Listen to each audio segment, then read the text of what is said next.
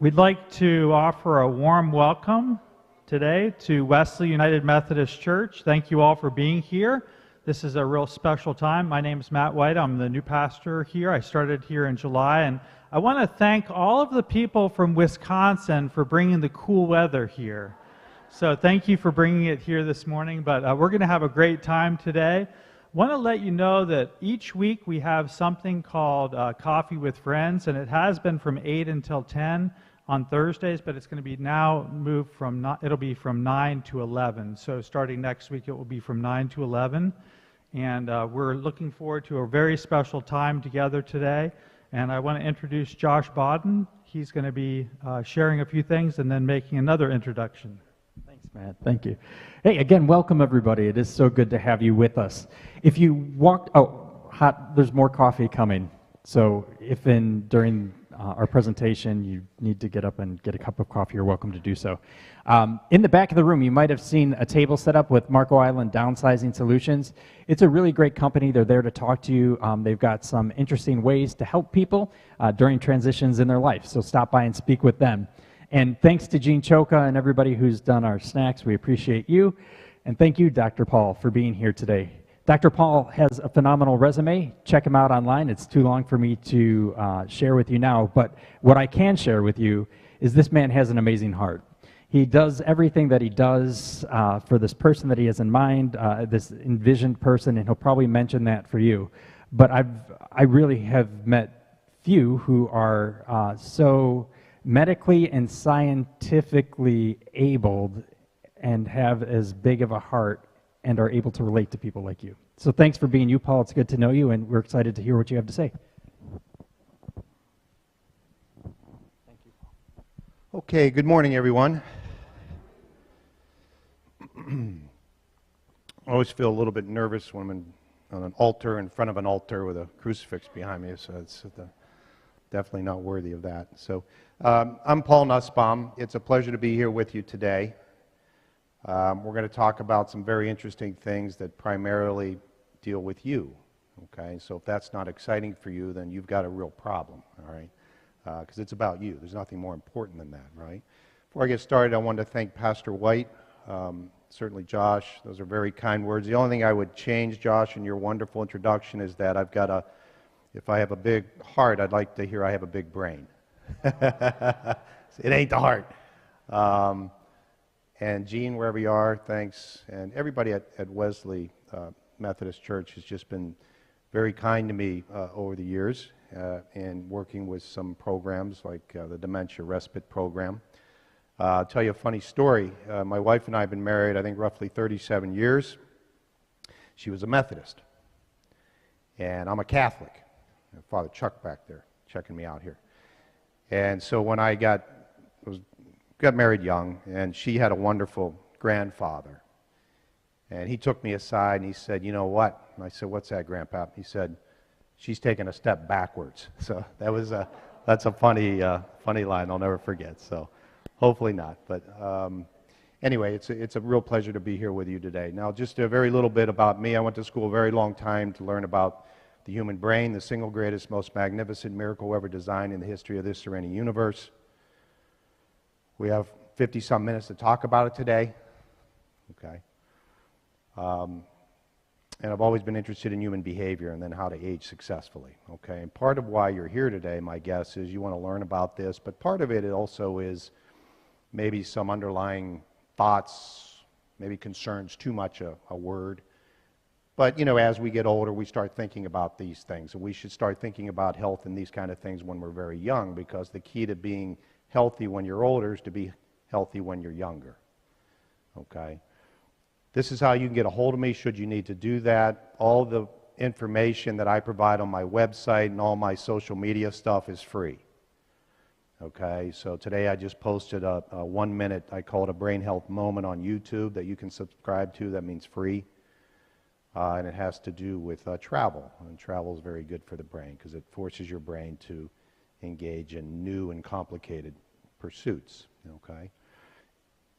Almost every day on Twitter, which is now X, I guess, I put a new research piece up there, okay? So if you're interested in these kinds of things, there's a resource for you. You don't have to do all the heavy load, work. I do it. Okay, so you can just go here and look at this information. All right, so I'm going to try to share that with you here today. Now, everybody, this is going to sound funny. It's not meant to be funny. You're all going to die. I'm going to die. Okay, we don't talk enough about death in the United States of America, and so there's an underlying fear, which is unfortunate, because then we do a lot of insane things to try to avoid that. There's a multi-billion-dollar vitamin industry, and there's no research that backs up any use of any vitamin use for longevity if you don't have a deficiency.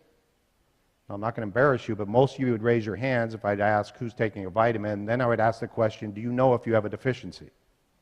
And you don't know. Okay, in Pittsburgh, 80% of the people who live in Pittsburgh, where I was born, have a vitamin D deficiency. Your insurance company typically doesn't pay to go get your vitamin D checked, but I'm a student, so I went and I said, hey, I want my vitamin D checked. I was feeling fine.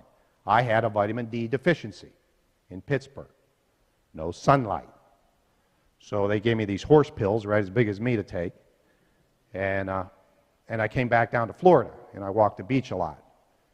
So the sunlight resolved my issue. Okay? My point is, we're all in search of immortality. Now, who's spiritual in here? Some of you are afraid to raise your hand. Right? In 2016, I wrote a book about Jesus Christ, which I don't know as much about as pastor or father, and the brain. Okay, now you're not supposed to do that when you're in my field. They take you out back and burn you at the stake if you talk like I'm talking.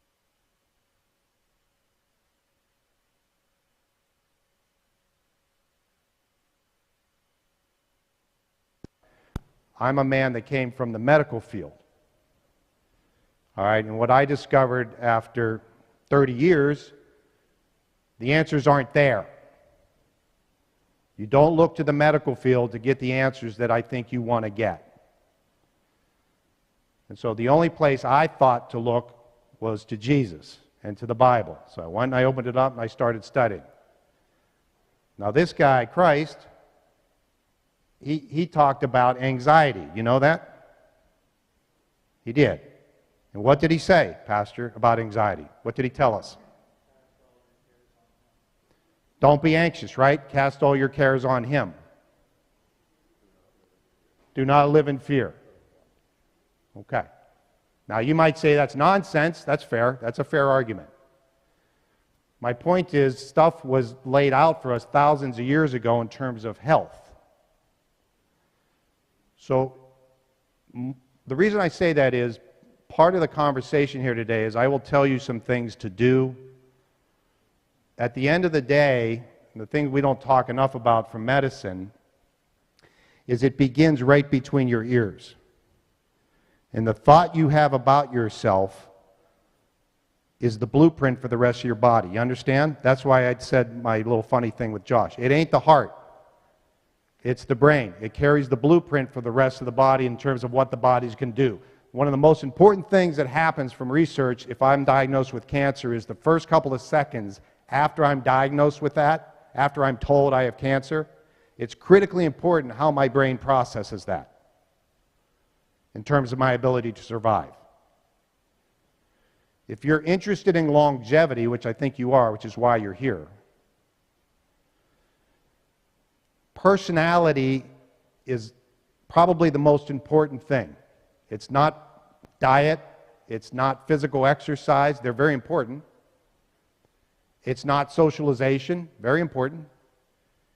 Personality. Do you know what the number one personality factor is, the trait that leads to longevity? You want to take a guess? Sense of humor, positivity, I'm sorry. Locus of control.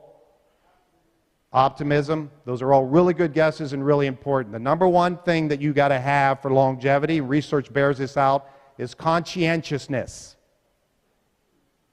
Are you conscientious? Do you follow rules? Do you put the seatbelt on? Do you do what your doctor tells you? Are you orderly? Amanda and Kathleen, is it? That's a table of orderliness back there. Without order, you have mental health issues. Are you a procrastinator? So you're going to hear me today talk about socialization being very, very important. As we get older, in particular, if you isolate and segregate, your brain isolates and segregates, you have a higher risk of dementia. So socialization is really important. But it's not socialization. It's socialization with conscientiousness. Because if later on in the day you want to go with me to happy hour, I'll show you socialization. Some of the most social people in the world that you know in your life circle, they're not healthy. Because they're engaged.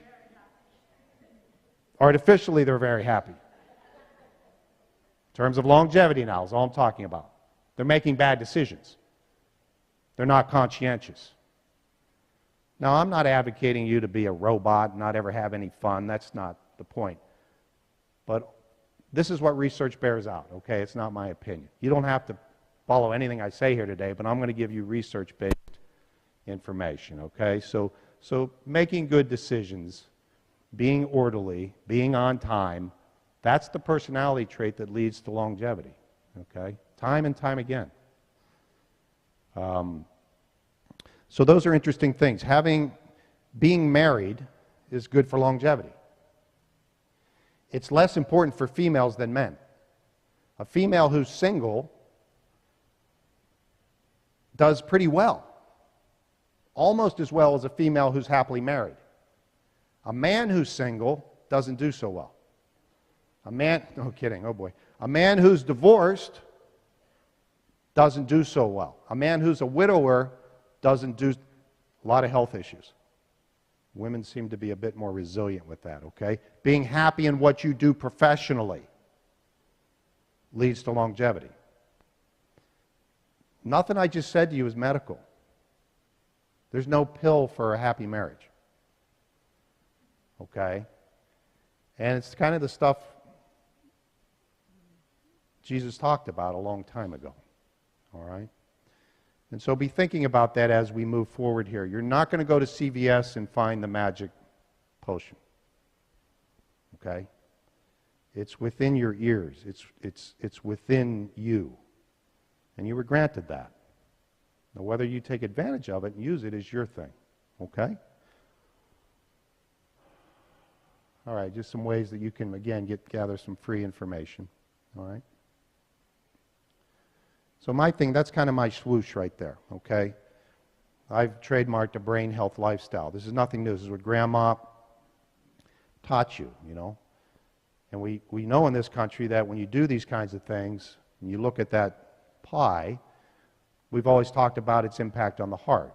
We've done a good job with the heart in this country. We really have. Cardiac illness is still a major problem, but my point is we've applied it behaviorally. So when you go to a restaurant tonight, on the menu, you might see some red hearts. When you go to Publix or your grocery store, you might see aisles dedicated to healthy foods. We have the heartbeat of America. February 13th, ladies, if you go to a parking lot at Hallmark, you'll see a lot of men running around very anxious, going into that store to get a box of chocolate. What color is the box? It's shaped like a... So it gets a bit insane, all right? As if the heart has love. It doesn't. All right, the brain does. So we got to do the same things for the brain, because it's the most important part of you. It's you. It's your identity. Okay. And so some of these things we'll talk about from each of these slices of the brain health pie are research-based and seem to go towards helping promote the health of the brain, which is going to help the rest of the body. One of the persons who in here earlier said optimism. Those are the people that survive stage 3 cancer. In the medical field, we don't understand that. We say it's a miracle. You should be dead. You should not be alive. There's a reason they're alive, okay? So you hear about role and purpose, and you hear about optimism, and you hear about resiliency. Those are things that are created from within your ears, okay, between your ears. There's not pills for that. And your brain can be shaped for health, and that's very important. Because if it can be shaped for health, it can be shaped for disease. When you turn your TV on, I'll guarantee you, you're probably not in a health-promoting environment. If you listen to the news a lot, you're probably not being bombarded by health-promoting stuff. When your kids look at social media a lot, it's not health-promoting. Okay? When you drink a lot, it's not health-promoting. Okay? If you're angry, if you're caustic, if you're bitter, if you carry grudges, if you will not forgive, that's not health promoting, and it affects your brain. That's how your brain gets shaped every day. Your brain's being shaped right now. You have to choose whether or not you want it shaped for health or not, okay? Because it begins in the womb. That's why I advocate for moms to sing to their babies and pray to their babies and talk to their babies, and when they physically exercise, they're pumping 25% of the blood from the heart right to that baby's brain, and you eat healthy. That goes to the baby. Now, if you're in an environment where mom's getting knocked down, or mom's smoking, or mom's on cocaine, it goes right to the baby. See how it works? Doesn't change. I don't care what age you are. My mom died at 99. Okay, I hear a friend in here who has a father who's 98. Their brains, my mom was, his brain is still being shaped. Your brain doesn't care how old it is. It just wants to be shaped, particularly for health. You can also shape your brain for violence. Do you think some of that's happening in the country right now? Do you think some of that's happening in the world right now? Yeah. If you have little kids seeing what mom and dad are doing, that's what they're going to do. That's why people who are raised in domestically violent households go on to commit domestic violence. It's not rocket science. But the thing you have to understand is you can shape your brain. Okay? That's why it's very, very important. So your brain weighs about 3 pounds. It's only 3 pounds. Now don't yell it out loud, but how much do you weigh? Put that big number up top, subtract 3. That big number gets 75% of the blood. The small number, 3, gets 25% of the blood.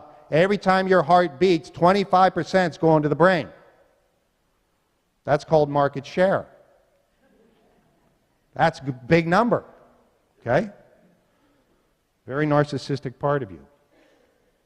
60% of your brain is fat. It's the fattest part of you. I have a suit coat on today. My arm is surrounded by the sleeve, right? You see that there? Now that's kind of like if you think of my arm as a nerve track, the sleeve is fat. And so it's the fat lipid around our nerve cells that it propels the information rapidly. Without that fat, if my arm was naked, I'd answer your question, but it would take me a longer amount of time. Okay, we see that, for example, with MS, sometimes with Parkinson's, okay, even depression sometimes. Physical exercise and proper diet helps to build up that fatty substance of your brain, okay? So this is your cortex. Everybody say cortex. Okay, that word translates to mean the bark of the tree. Now sometimes I'll ask people, what are you looking at? And they say cortex, because they can read. But what I want you to understand is what you're looking at yourself there. Okay, that's you. You're looking right in the mirror. And as I said before, to me, God talked about making us in His image, right? And one of the theories I had proposed in my book was that the brain is a gift from God so that we can communicate with Him, or we can deny Him. And the reason I think that is because that which you're looking at right there, there's nothing more complicated than it in the universe, or any universe. And I don't care how fancy any machine that's being built, all this AI and all this stuff, I get in arguments with people building AI, it's going to be smarter than the human being. Yeah, if the human being doesn't tap into this. But if we tap into what we have, there's a reason why they call it artificial. Okay? This has the ability to fix everything. You want Alzheimer's cured? You want cancer cured? You want to stop the world wars? This is where you have to tap. The answers are here. We're just fairly primitive. Okay? So when I talk to you, you're sitting there and you're processing what I'm saying, right? My lips are moving, your lips are not moving, you're hearing me. You might be thinking of something else. You know, did I leave the iron on? Right? But you're still processing what I'm saying. That's pretty cool. Now, what if we get to a point where I'm able to communicate with you and I don't have to move my lips? What's prayer all about? What's meditation all about? The military looks at these kinds of things now because it's important for soldiers to communicate with one another without making noise. So this stuff is not, we can now hook somebody up to a computer with wires onto their skull, and they may be paralyzed, but through thought, they can move a cursor on a computer screen over a letter. And over time, they can say, I am thirsty. That's happening. I'd suggest to you it's primitive. It's great, but it's primitive. How do we get to the point where one brain communicates with another brain electrically, chemically, without any wires being attached, okay? Elon Musk is putting computer chips into brains. It's called Neuralink. You probably buy stock in it, okay? How do you do that without having to put the computer chip in? Okay, that's when you really become evolved as a species, okay? But my point is it's there, all right?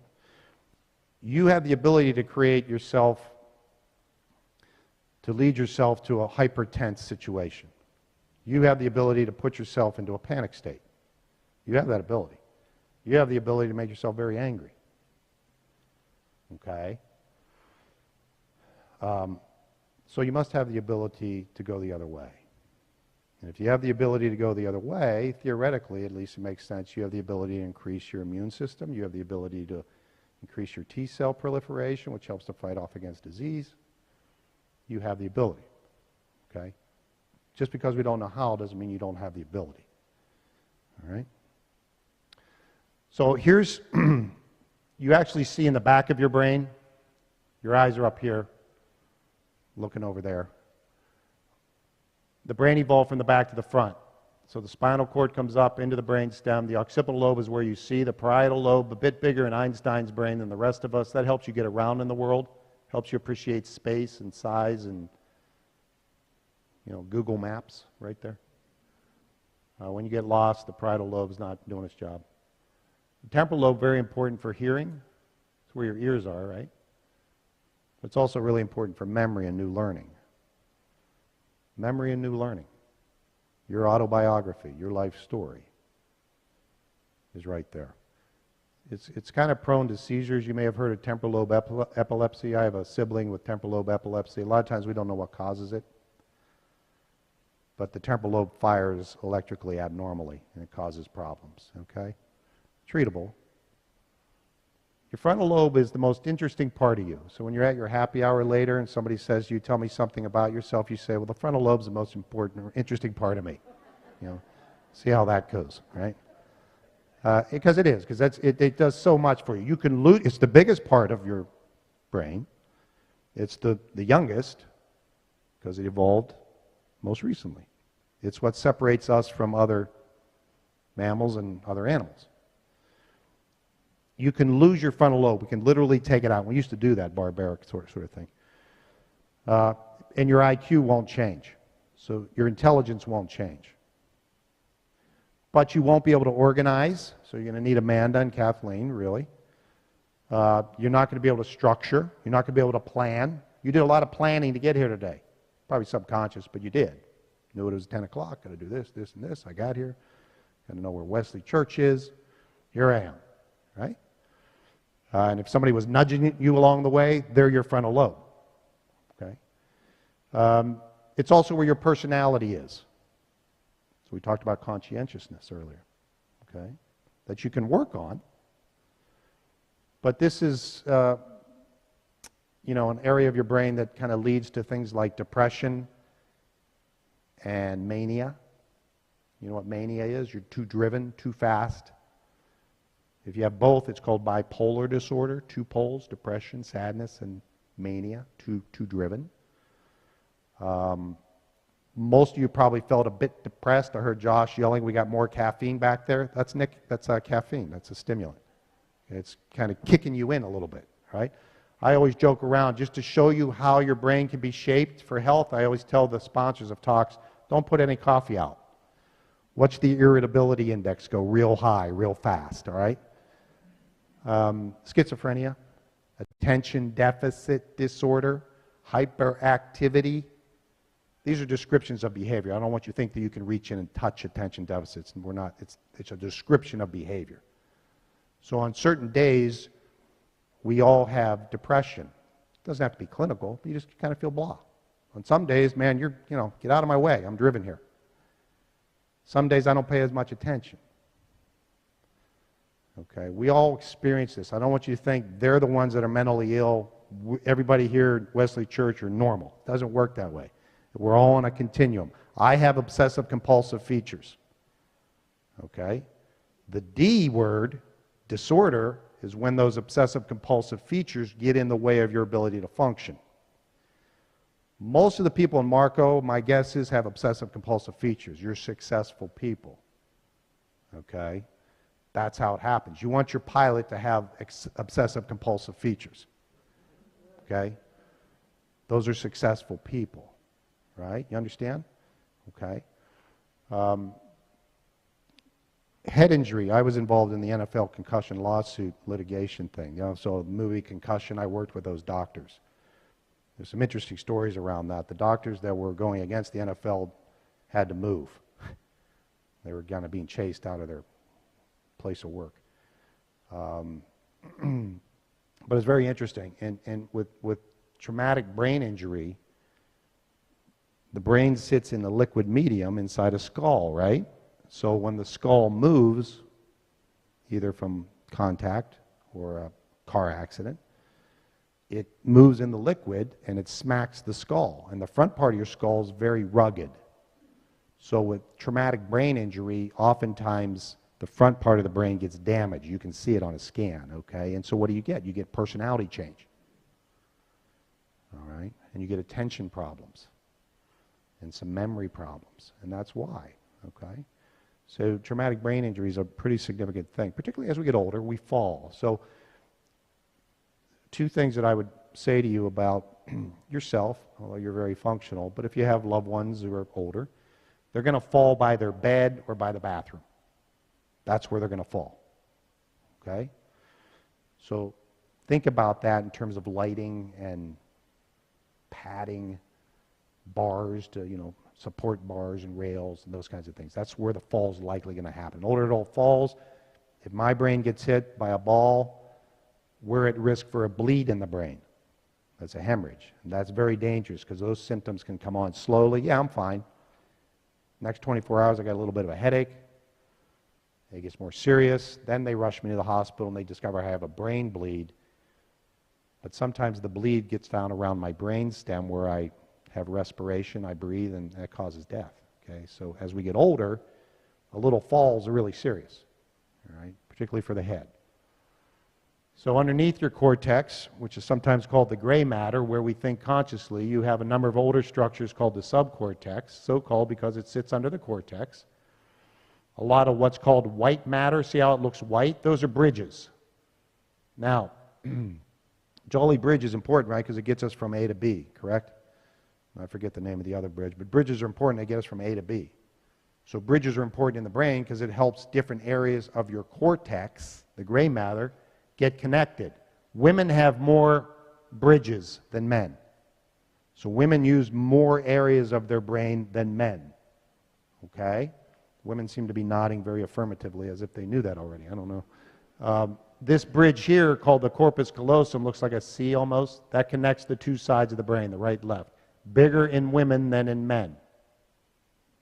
Now, down here we do some sort of behaviors that are subconscious, and they're motor, and they're procedural, and they're routinized, okay? Not very conscious.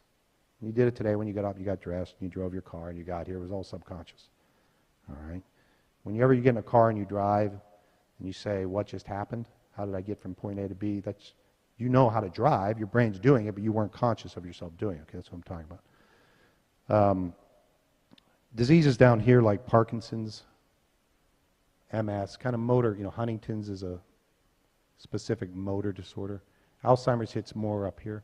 Alzheimer's hits the back of the brain first, so folks will get lost. And it hits the temporal lobe. That's why there's rapid forgetting. Okay, they forget rapidly. They need information repeated a lot. And then the disease in Alzheimer's moves to the front, and that's usually when the caregiver can't take it anymore because the frontal lobe's hit, so personality changes. The person becomes more impulsive. They become socially not graceful anymore. It's not their fault. You know, they're swearing at people, they're disrobing, they're being sexually provocative, if you will. That's what happens. Okay, two brains up there. The right brain's a female brain, left brain's a male brain. I'll just be real quick here. If you didn't know anything else, you'd say, well, geez, Paul, that brain on the right's got stuff that's glowing up on both sides of the brain, right? It's glowing. It's glucose. Your brain runs on glucose, all right? So the female brain, both sides, the male brain, this is the left side actually, even though it looks like the right. It's the left side. So men tend to utilize the left side of their brain predominantly. Not always, but predominantly, okay? Very task-oriented animals, ladies.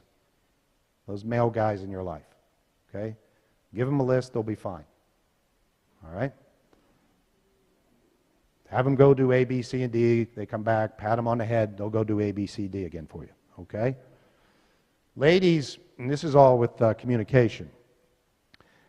Ladies can do every bit as that as well as a male, but women process information on using the right side of the brain. So what does that mean practically in 2023? Well, if you ask pretty much any male, let's say it's his birthday. You can say, okay, it's your birthday. What would you like for your birthday? I'm willing to bet you $1 the male's not going to say to you, I want to go shopping. Okay? I'd like to go shopping. Some men will. That's fine. It's her birthday. His birthday. He can do whatever he wants. Okay? Shopping to a man means I'm going to go in that building, I'm going to get what I'm there to get, and I'm going to get the heck out, and if it takes me more than 30 minutes, I'm going to lose my mind. Okay? That is shopping, an active verb. Now a female, because we're task-oriented, a female can do that every bit as well as a man, but a shopping for a female, now I've done this. You can, if you're goofy like me, you just observe behavior. Humans are the most interesting. You don't got to go to the zoo. Okay? Just sit out there and watch humans. We'll never disappoint you. Okay? I'm sure the pastor and father would support me on that. All right? Female idea of shopping, even if they don't say it, just watch them. They'll go into the mall. I'm going to touch your thing here, okay? And they'll pick things up, smell things, rub things, probably taste things, go to all the windows and touch. Okay? May not buy anything. All right? And have a great time. Now, if you want to have a lot of fun, watch the male brain go with the female brain into the mall. All right? And count how long it takes before the argument occurs. All right? So that's just a quick example. There's a lot of them. All right? And your laughter indicates you can relate. So here's a little secret for you. And it's safe to say this in Marco Island, but trust me, I've been pretty much to every nook and cranny of this country. And what I'm about to say to you will go easy over your ears, but for some people in our country it will not. Men are not women. Okay? I didn't invent that. I don't have a vote on that. Okay? I'm just telling you from a biological perspective and the way we're made up, we are not the same. And it's a great thing. We ought to celebrate that. And when we get together, great things happen. And on the serious note here, corporate America loses hundreds of thousands of dollars every year because men don't communicate with women. Hundreds of thousands of dollars a year. That's when you're at work and you have to go to the same meeting 5 times. We just talked about this last week. And marriages are breaking up because of that right there. Okay? So it has a serious implication, all right, that we're not the same. We don't communicate the same. Okay.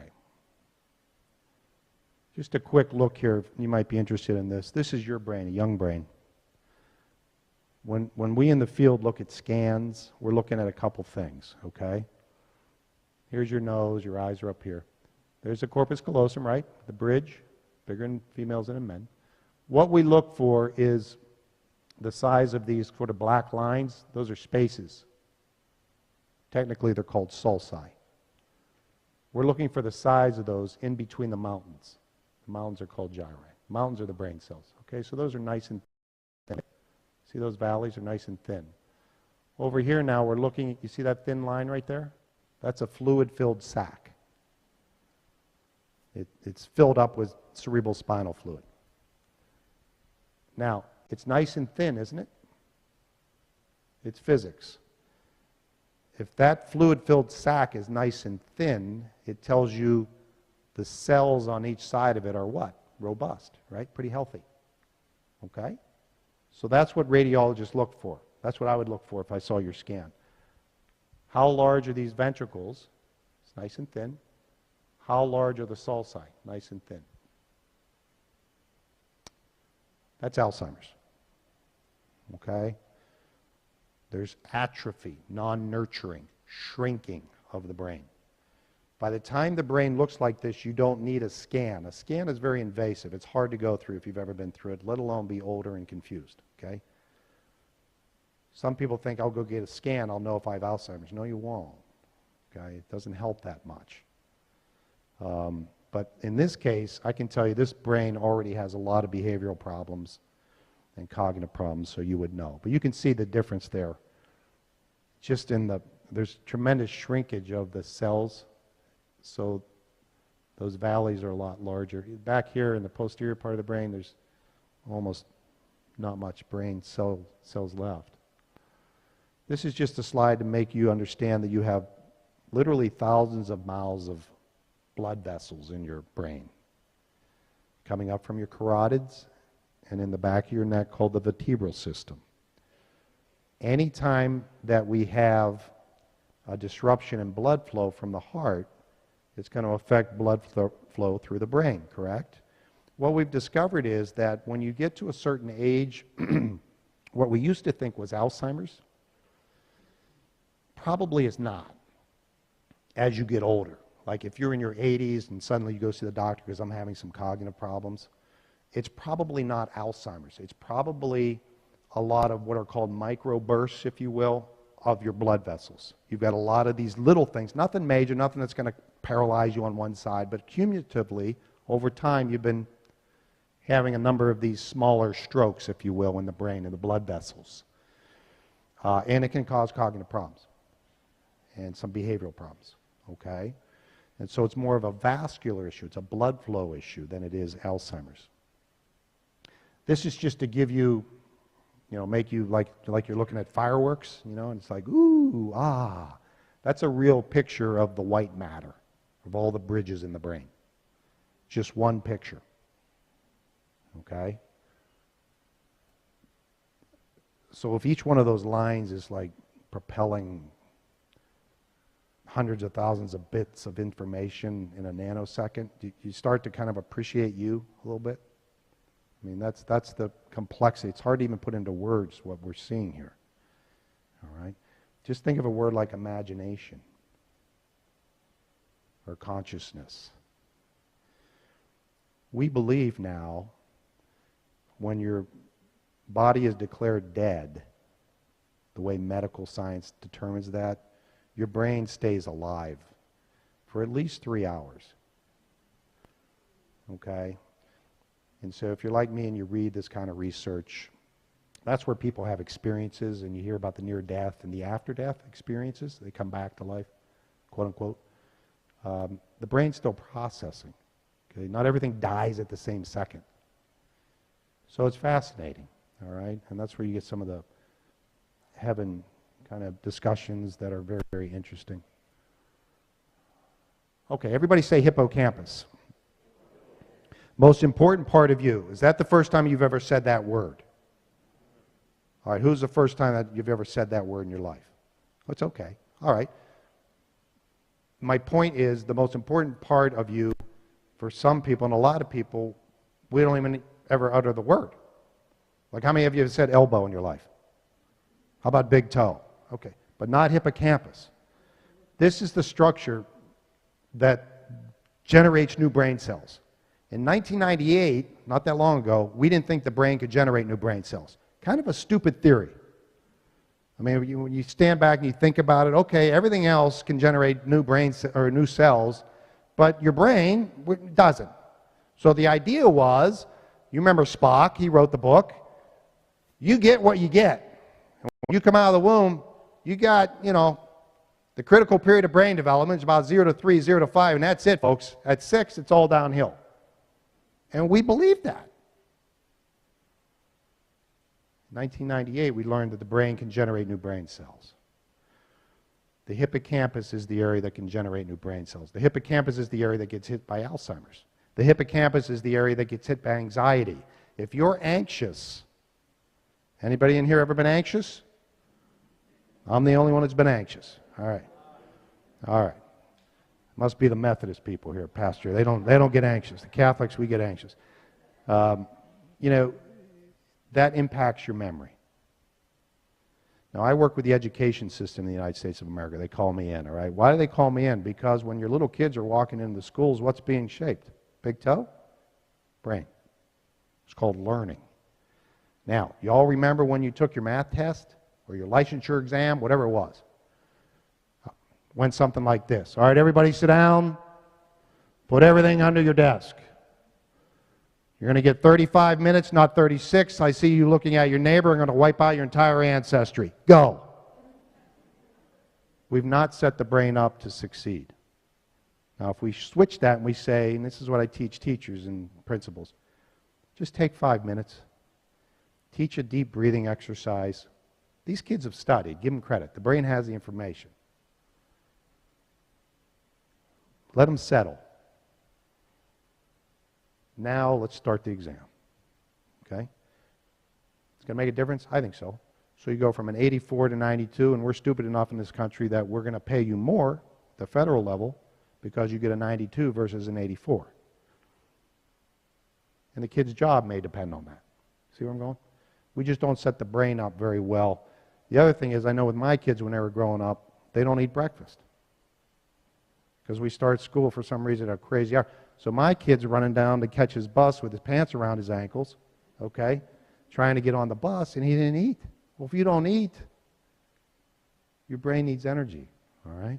I used to joke with my youngest son, if you just go out to the backyard, take a piece of bark off the tree, eat it, okay? You're probably going to do a little bit better in social studies, all right? That was the kind of conversations we had in our family. Okay, so that's your autobiography. That's your life story, and you want to have that at the end of your life to be able to share with other ones. That's your hippocampus. You see that green structure right there? The purple structure is the hippocampus. We just talked about it. The green structure is the amygdala. It fires when you feel like there's something life-threatening in front of you. That's a great thing to have because many, many years ago, we were being chased by big animals, and they were going to eat us. And if we didn't have that, we wouldn't be here. The problem is today we don't have big animals coming to chase us, but our brain perceives things as if they're big animals. Person in front of you is not moving fast enough in the car. Okay? Somebody said this about your belief system, and now you're really agitated. Okay?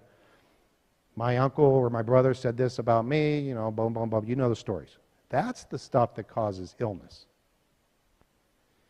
And what happens is that green structure, the amygdala, begins to fire, and it begins to produce cortisol, which is a hormone in your body, and it floods your body. It causes all kind of problems for you, okay?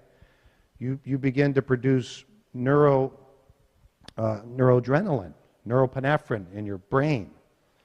So you're on a fight or flight mode. Your heart's pumping really fast. You're thinking very fast, okay? Your muscles in your biceps and your quads are getting bigger because you're getting ready to fight or to run. And we have these experiences every day about very little things. Your brain doesn't think it's little, and that's the problem. And so working on sort of reframing stuff going on in your life, it's not worth it. And letting go of control and those kinds of things, and maybe believing what Jesus taught can be helpful, okay, in terms of health. A lot of times people will come to see me and they think they have Alzheimer's.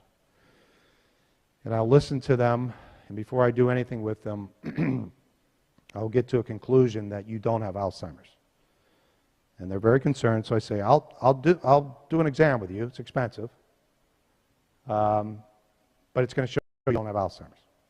Okay, so how do you know that? Well, I've been doing this for a long time. Okay, and what happens, these are very successful people, tend to be female, because men tend to not go to the doctor. So what we learn is this very successful female, very impressive person, is juggling 14 different balls. Okay?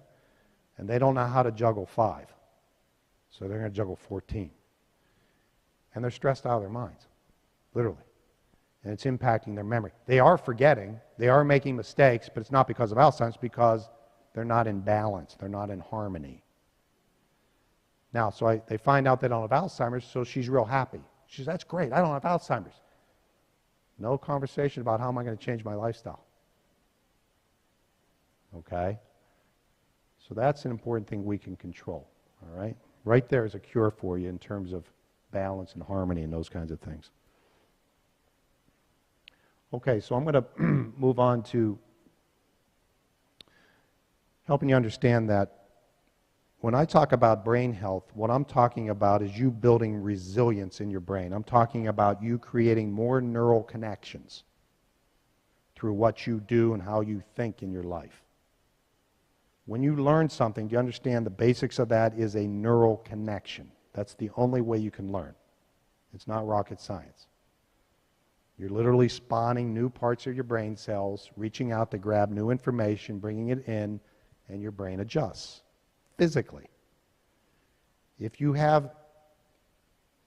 brain's like a Caribbean island with one palm tree, and you think metaphorically, I'm not trying to be funny, as Alzheimer's being a weed whacker, it's going to come in and it's going to show its face clinically very early for your life. But if your brain across your lifespan, and that means starting today, begins to look like a jungle because you have a lot of neural connections, that weed whacker may be there, Alzheimer's may be there, but it's not going to show its clinical face. You're not going to have symptoms until much later in life. 30% of the brains at autopsy diagnosed with Alzheimer's, at autopsy, we know it's there, never showed any memory problems. If you want to kind of look up something really cool, look at the nun study. Nuns don't get Alzheimer's. So what does that mean? Don't have babies and don't get married. No, it's not what that means. Right? Nuns eat the same thing. They don't have babies, which is interesting. Okay? And they stay intellectually challenged in creative ways. They're very hardworking. They pray a lot. So there's some interesting things about that study. It's called the nun study, literally. They tend not to get Alzheimer's, okay? But we know this about people who engage in a very sort of complicated lifestyle, always learning new information, managing their stress, okay, eating healthy, all right? These are things that help to make your brain look like a jungle.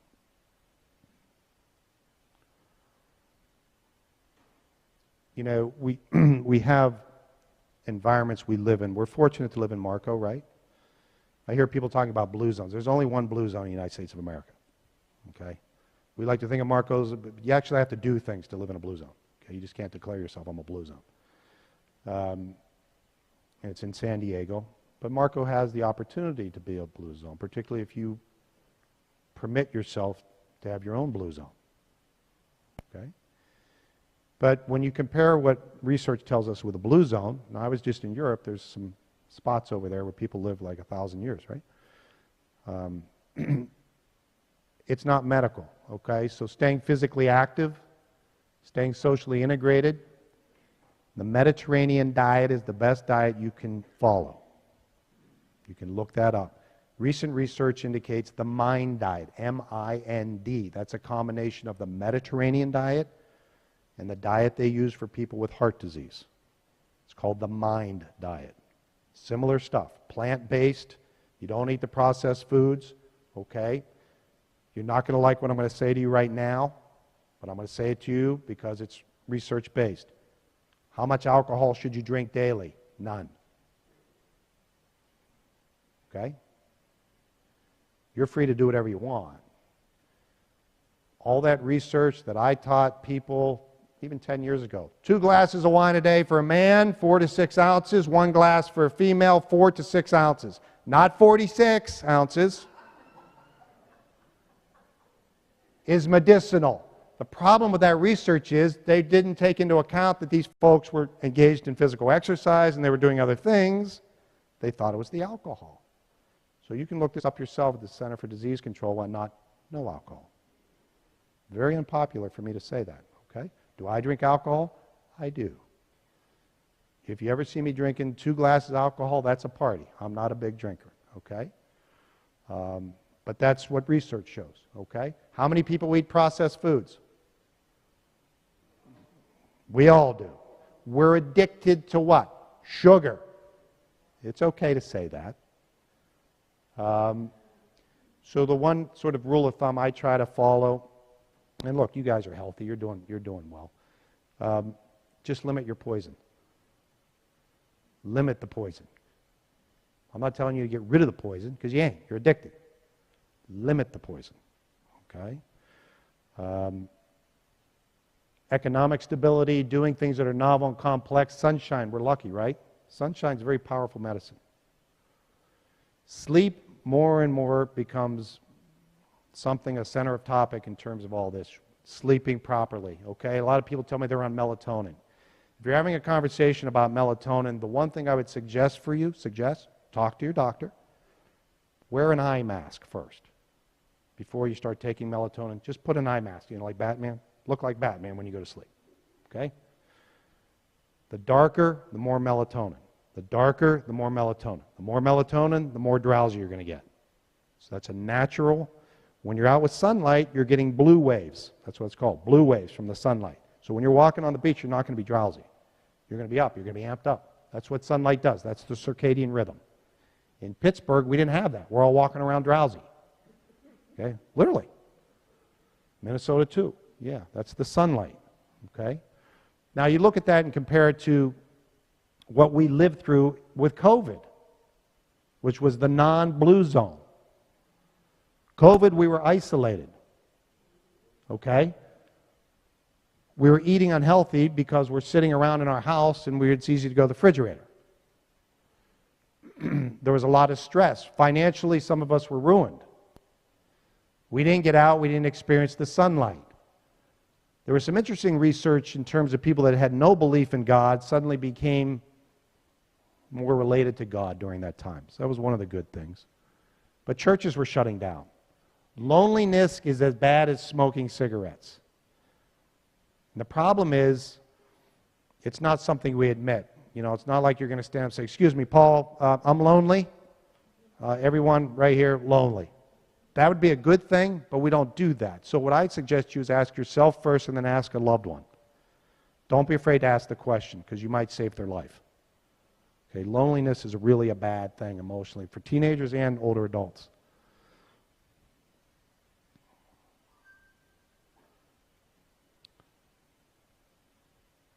So in concluding, here's some tips for you. By the way, what did that last slide just say? Say it again. Love is nowhere. My point with that is I just played a trick on you, okay?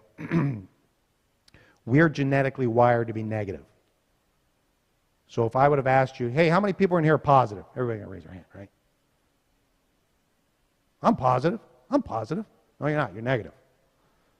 You have to be negative because if you're walking down the street and you see a snake and you see roses, you ain't looking at the roses. Okay? It's part of survival. You have to work to be positive. Okay?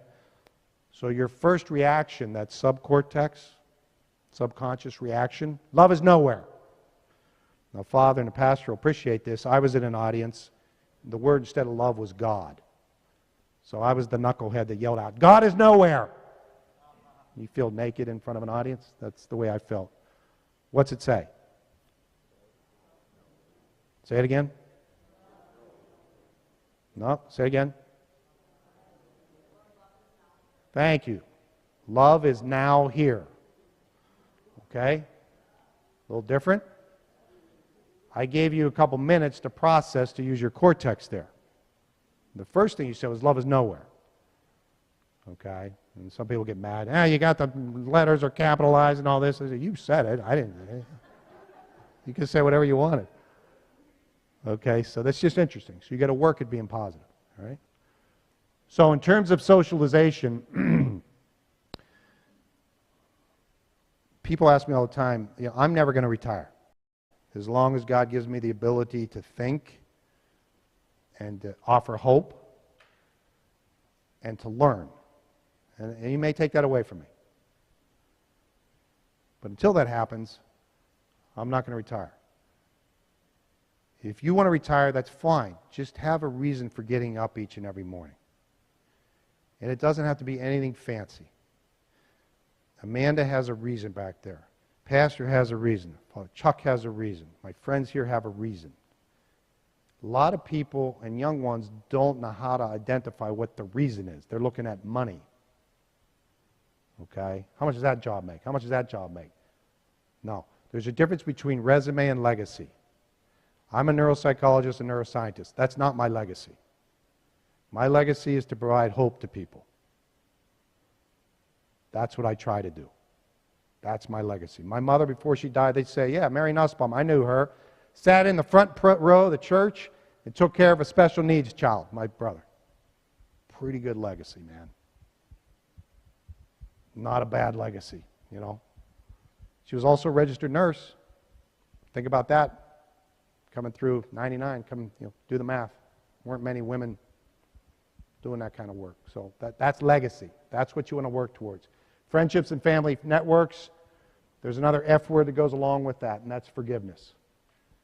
One of the most, probably the second most powerful medicine, forgiveness.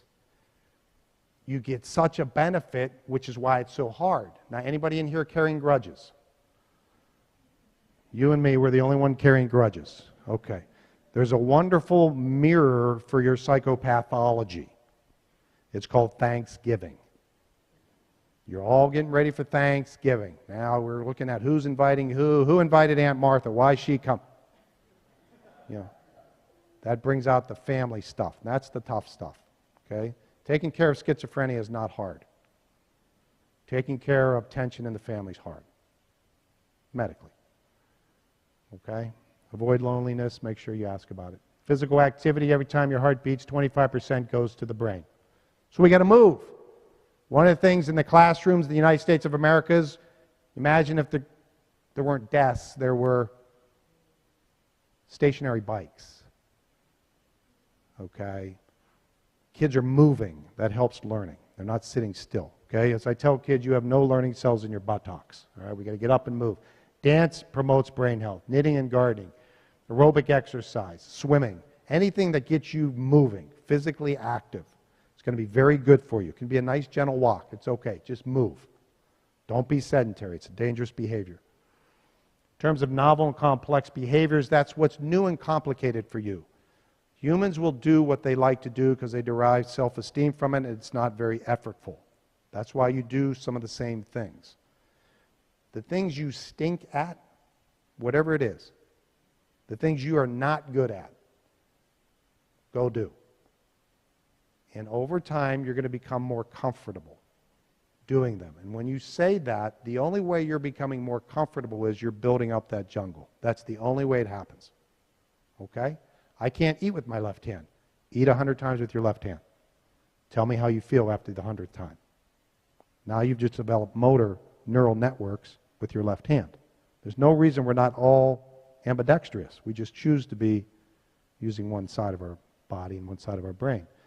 Travel increases brain health because it's novel and complex. You're plopping your brain down into a new environment. Sign language, for babies who can't speak orally, can learn 20 signs. Those babies exposed to sign language before they can speak orally have a higher IQ in the second grade and advanced articulatory abilities.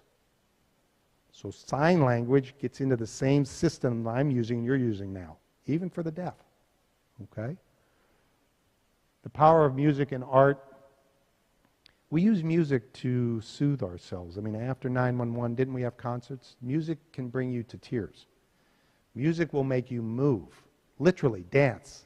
And again, if you weren't from the planet, which is always a good exercise, just think, I'm not from this planet. I'm standing here at this thing called a wedding. There's this wooden floor in the middle. And when this thing called music starts, these Homo sapiens move and start moving their behinds on the dance floor. If there were elephants in the room or monkeys in the room, they wouldn't move. Humans move. So music literally moves us. I don't mean that emotionally. Motorically, it moves us. Okay? That's the power of music. It's interesting. All right? This one, very important. I call it spirituality. I've had people tell me you can't say this at the talk. Okay? That's interesting. So I'm just here to promote health. Okay? A relationship with a higher being is going to help you because you can give things over to a higher being. Trust me, you'll do that when you're in a moment of crisis anyway. All right? But if you do it when you're not in a moment of crisis and you have a good relationship with a higher being, that's going to help your health. Breathing exercises, very important. So in the United States of America, we inhale too much. We walk around in the inhalation streams of life. That leads to panic. Okay? If you want to pass out, just inhale 30 times while I'm talking to you right now. You're going to pass out. We'll take care of you. Okay? But we have to exhale more, and we have to exhale longer and more. And when you inhale through your nose, it goes right to your hippocampus. And when you exhale, exhale out your mouth, deep, like 8 seconds. So it's not uncommon. I'll be walking around, and I'll just give a big old exhale. Okay? You'll think I'm nuts even more than I am, but I'm exhaling. I'm exhaling stuff of the day out of my body. Meditation is very, very good. Yoga is very good. Now, interestingly, they've done some, it's called neurotheology, Father. Neurotheology, Pastor. For the rest of you that are interested in this God-brain thing, neurotheology. You can go Google it and look at it. There's great science, great research. I know some of the top scholars on it. They stick nuns and people that are professional meditators in scanners. And they're professional at what they do. Okay, they know how to meditate. They know how to pray. It's not a 5-second thing. Their brains are very different in the scanner than the rest of us. And what happens is, right now there's a part in the posterior part of your brain that knows that your shoes are not the floor, that you're not her, right? And you're not him. We're different. You're different than me. You're different than God, right? We have differences. So inside the body, outside the body. We can distinguish that. When you're in deep prayer or deep meditation, the area of the brain that permits you to distinguish is lost. And we can see it. And so you become what? What do we say? I was one with the world. People will describe for you what's going on in the brain if you just listen. I was one with the world. That's being in the zone. That's being at peace. If you meditate for 12 minutes a day, for 8 weeks. Sounds achievable, right? It's hard. 12 minutes a day for 8 weeks. Your brain will change structurally. In a good way. Okay? Minimize and donate. We have a table back there that's kind of dedicated to minimization, I would say. Fair? Give things away. Just give away. Just give it. Just give it away. You actually don't need 7 pair of tennis shoes. Okay? We don't need 7 coats. Give it away and minimize your life. Shrink. It'll be therapeutic for you.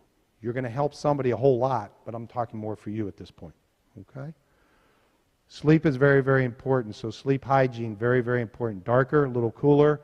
Go to bed at the same time at night. Get up in the morning the same time. If you don't fall asleep within 20, 25 minutes, get out of the bed. In the bed, you can be intimate and you can sleep. Don't watch TV in the bed. Don't eat in the bed. Don't have the grandkids in the bed. Okay? Don't play board games in the bed.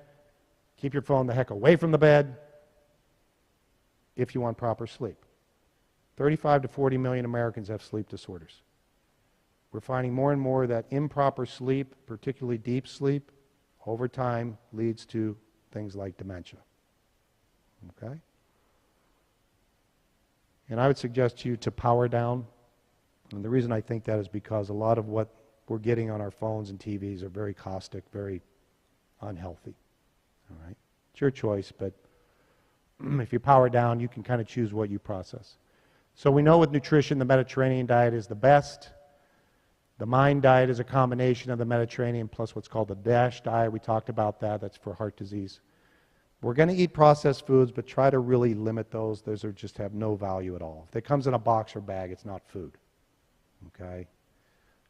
We talked about alcohol. It's not sometimes what you eat is how much you eat. Okay? Our portions in the United States are just way overboard. So fewer calories, the better, particularly as we get older. Fewer calories. Okay? You don't need really anywhere near 2,000 calories as you get older. Omega-3s are good. You get that in salmon and fish. Some of the greatest civilizations were built near water. There's a heavy intake of fish. Okay? And the final thing I will say is with those buttons up there, another piece of brain health is, again, how you think and how you behave.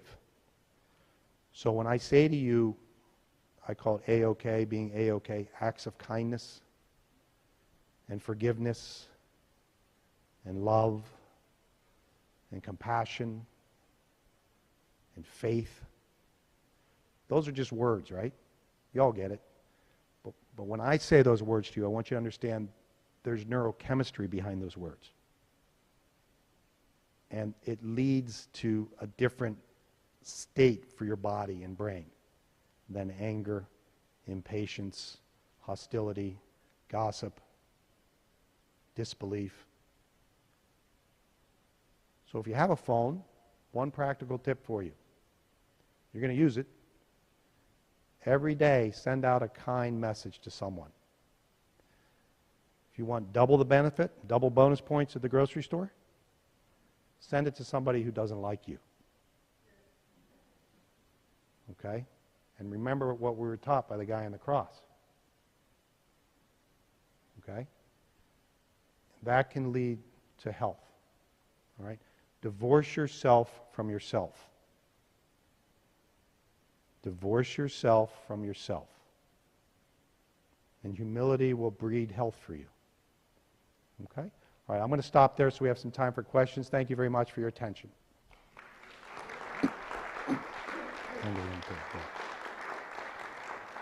All right, so this is your chance. And I'll repeat the question, which is called echolalia. I literally got yelled at one time because somebody thought I was a smart aleck because I was repeating the question. I'm just making sure everybody hears it, okay? So any thoughts or questions? You may not have any, but yes, sir, Bill. Oh boy, dissociative identity disorder is a fancy way of saying that a person dissociates from his or her identity. They may not know who they are. The first paper I published, I was in Tucson. This might send chills up you a little bit, but I was in Tucson. There was a crime. Something happened. Person was found in the middle of the street. There were some murders and some rapes going on in the city, so everybody was spooked out. Male, strong young male, found in the middle of the street. Did not know who he was, did not know his name. Toxicology report indicated that couldn't explain it. We brought him in, doesn't know his name, you can imagine. So they called us in to do some evaluations to figure out what's going on. Thought he was the criminal. So he doesn't know his name, he's dissociated, okay? A lot of times we don't know the cause. We did hypnosis, and we had learned that he was a Marine. And I was watching this, the hypnotic protocol was, they said, all right, you're in your barracks. Stand in front of your locker. What's the name on the locker? He read the name. He's subconscious kind of right now, okay? As soon as he said his name, he became hysterical with tears. Okay? He was dissociated from his identity. The hypnosis brought him back to his identity. When he realized his identity, he became hysterical with tears. It turns out he was raped. He wasn't the criminal, he was the victim. He's a Marine. So whatever you think about that, probably you're thinking a bit of macho, a bit tough. And this happened to him. And he couldn't handle it. Okay? So that's an example of a dissociative condition. Dissociative conditions oftentimes occur with trauma. Multiple personality disorder is common in children who are assaulted and traumatized sexually early on. It's actually the brain's way of coping. The brain can't deal with that, so it dissociates and creates a different personality to manage the situation. Okay? I don't know if that, oftentimes we don't know the answer, we don't understand that completely, but that's what happens. Yeah. Yeah.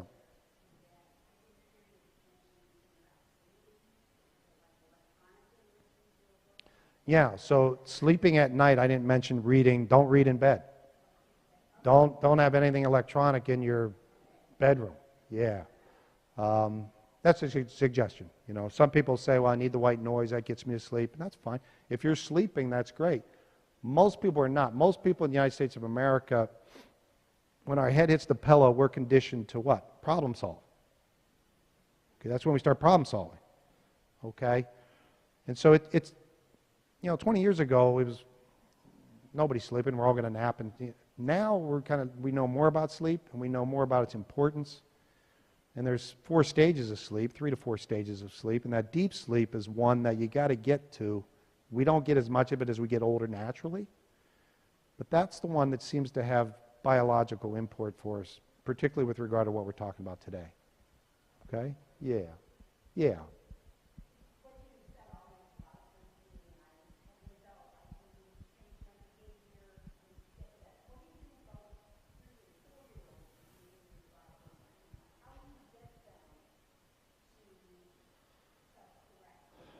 Yeah, so 3 and 4-year-olds, this is the million-dollar question, right? So what's happened over time, is,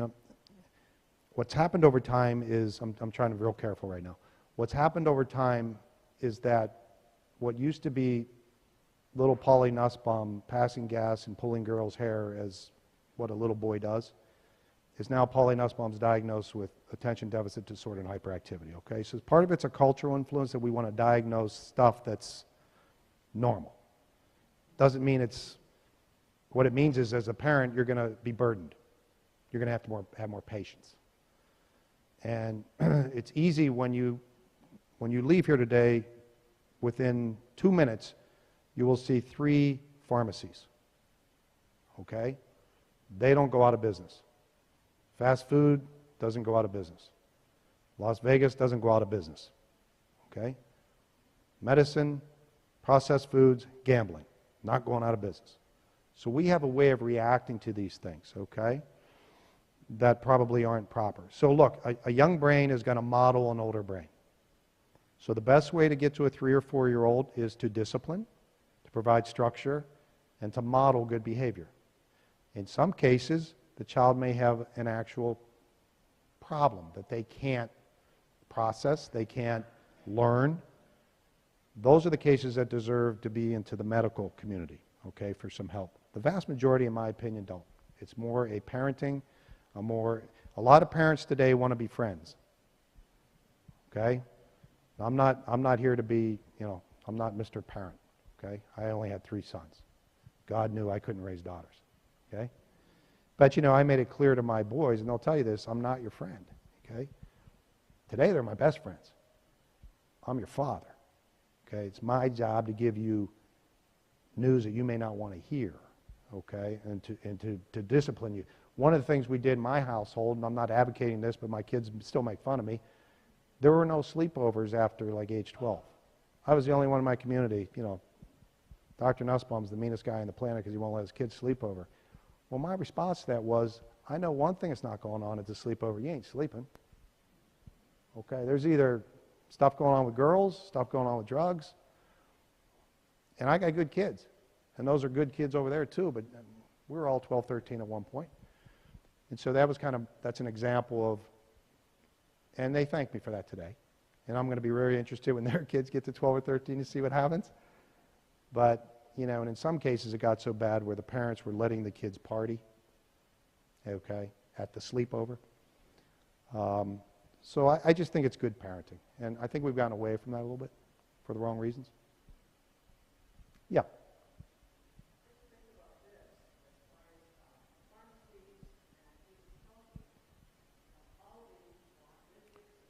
Yeah. Yeah, Aldi bought Winn-Dixie and they will not have a pharmacy. I know, I was a patron. Yeah. Yeah. Yeah. Yeah. Yeah, no, that's a good point. But people are not bad people for taking medicine. Okay? It's not a good or bad thing. It's in America, we don't treat lifestyle with the respect it deserves. And what I'm trying to teach you today is that I come from the medical field, okay? I know all the medications, all right, for behavior. And what I'm saying to you is you can control a lot of this stuff, whatever it is, through what you just described. Maybe choosing to go to a grocery store that has healthy, fresh foods. Our farmers market's a really good example, okay? When you go to the farmers market here in Marco Island, where are the longest lines? Bread, donuts, it's like the funniest thing in the world, and you just observe this behavior. That tells you about behavior, okay? They're not bad people, okay? But it's like the farmers market, the line's like a mile and a half to get a Dunkin' Donut, so you're right, yeah. Yeah. Mm-hmm.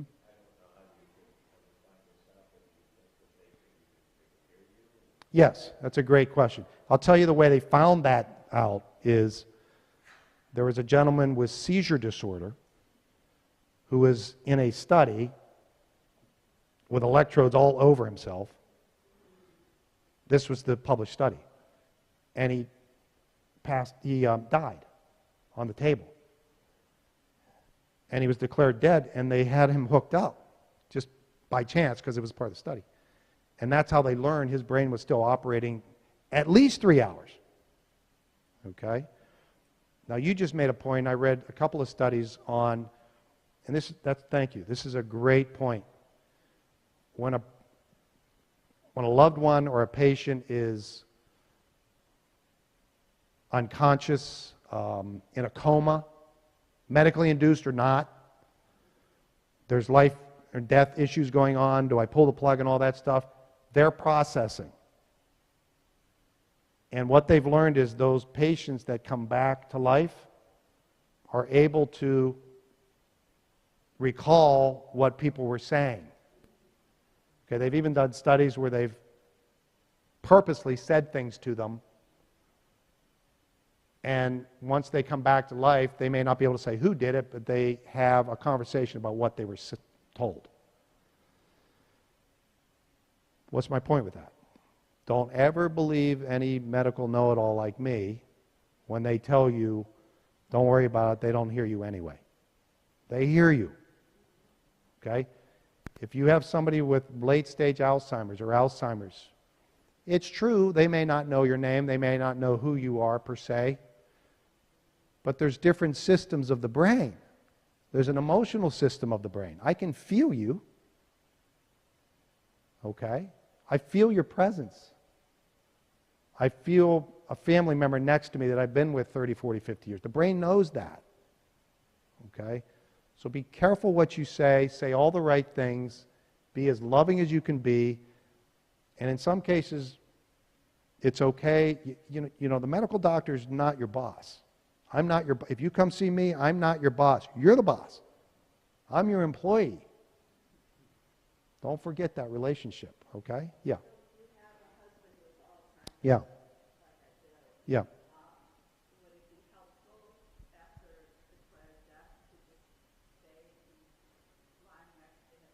Yeah. Why would you do that? Tell me why you would do that.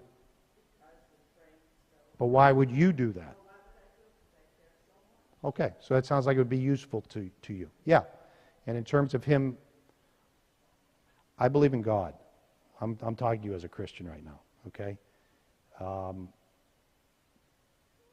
The experts here will tell you that when the body dies, spiritually we're still alive, okay? So for you, and look at how you're getting emotional, okay? For you, that's really, really important. And I would say to you, in my opinion, it's my humble opinion, it's important for him. Okay? Absolutely. Why do we visit tombstones? You know, what's going on there? And that's, you know, if you just, I'm a pretty simple person that just observes behavior, okay? Now, I just got back from Europe, and I'm walking around the Vatican. I'm a Catholic. I'm walking around the Vatican. There's like hundreds of thousands of people coming, you know. And we're sitting here with symbols, and there's not a whole lot that you can equate this with that has lasted thousands of years. Fair? I'm not saying it's right or wrong. I'm just saying there's not a lot you can tell me, yeah, we do that too. You know, 2,500 years ago we used to do that. We're still doing it today, and hundreds of thousands of people go do that. Something went down. Something happened. Now, I've written books. How many of you have written books? Pretty hard, right? You get paid? No, not really. You just wrote a book just to write a book? All right, God bless you. You got a bunch of people 2,500 years ago wrote a book. They didn't get paid. Most of them got murdered for it. No New York Times bestseller. What moves you to do that? That's just basic human behavior. That's where I come from and say, so yeah. You know, the body is one thing, spirit's another. I've had really, really healthy bodies. Spiritually, the people are a mess. I've had people in to see me who are multiple billionaires. They're as miserable as you can believe. I've had people in front of me with third-stage cancer. Healthiest people I've ever been around. It goes to a little bit about how you define health, okay? It's not the presence or absence of disease. It's not. All right, got 5 more minutes. Anything else?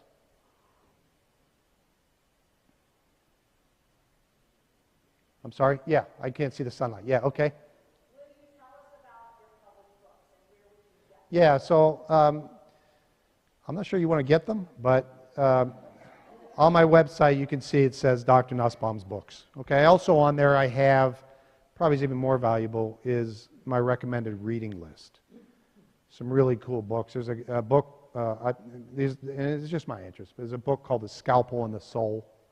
It was a neurosurgeon who didn't believe in God. I met him out at the University of Arizona. He was the guy that wrote the stories for one of those medical stories. What's one of the medical stories that are on TV every week, a sitcom? Grey's Anatomy? Is that it, Grey's Anatomy? He wrote they went to him to get the stories. So he wrote some really, it's called A Scalpel and the Soul. So he wrote some stories about being a neurosurgeon and what it's like to lose patients, because a lot of them die, right? But he had some really cool stories that kind of goes to the power of the brain. One was of a little boy who had a brain tumor, and the little boy during the surgery, the little boy's father died. Now put yourself in the surgeon's shoes. This is a boy struggling for his life. He comes back out of, anesthesia. They got to test his mental status. Is the brain functioning? And the kid's okay. But the first thing the kid says, it's in this book, where's my father? And he says, why are you asking that question? The little boy said, because I see him at the edge of my bed. Okay? So he has those kind of stories. He has a story of someone who was out cold during the surgery and was able to almost verbatim say what was communicated, what was going on in the operation. Okay? Really interesting stuff. All right? So there's some good books on there that I could recommend, but that's where you can find those. And you go to Amazon and type in my name. Okay, any more? Okay, you guys have been terrific. Make sure you stand up, move around a little bit. Amanda, we got a raffle. Hang on. Hang on, make sure you see if you win or not. So we're going to pull the raffle. All right, Kathleen, you want to come up with the mic? All right, we've got a loud voice. Listen up. 105016.